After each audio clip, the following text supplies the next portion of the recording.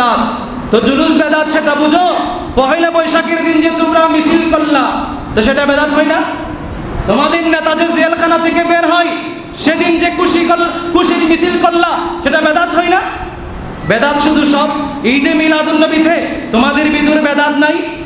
তোমরা যে কওমি মাদ্রাসার সনদ পেয়ে শুকরানা মাহফিল করলা, দুনিয়ার একটা সনদ পেয়ে যদি তুমি এই দুনিয়ায় একজন রাষ্ট্রপ্রধানকে খুশি করতে শুকরানা মাহফিল করতে পারো, তো রাহমাতুল লিল আলামিন নবীকে পেয়ে আমি কি শুকরিয়া স্বরূপ ঈদে মিলাদুন্নবী করতে পারবো না?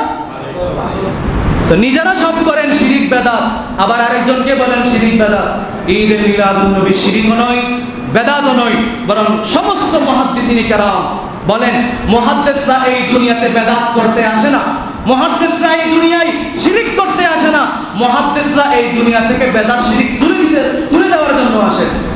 প্রত্যেক মুহাদ্দিসিনে কেরাম ঈদে মিলাদুন্নবী সাল্লাল্লাহু আলাইহি ওয়াসাল্লাম শরীয়ত সম্মতভাবে রাসূলের পাকের জীবনী আলোচনা হবে, নাত হবে, সালাত ও সালাম হবে, খাবার বিতরণ হবে, জিকির হবে, আজকার হবে, মোনাজাত হবে। ভাইয়ে ভাইয়ে আমরা সামাজিক সবাই মিলবদ্ধভাবে থাকবো।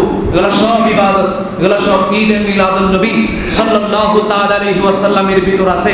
আল্লাহ তাআলা যেন আমাদেরকে কারো কথায় কান না দিয়ে শিরিক বেদাতের সেদিকে না ঝুঁকে নবীর মহব্বতে সব কিছু উজাড় করে দিয়ে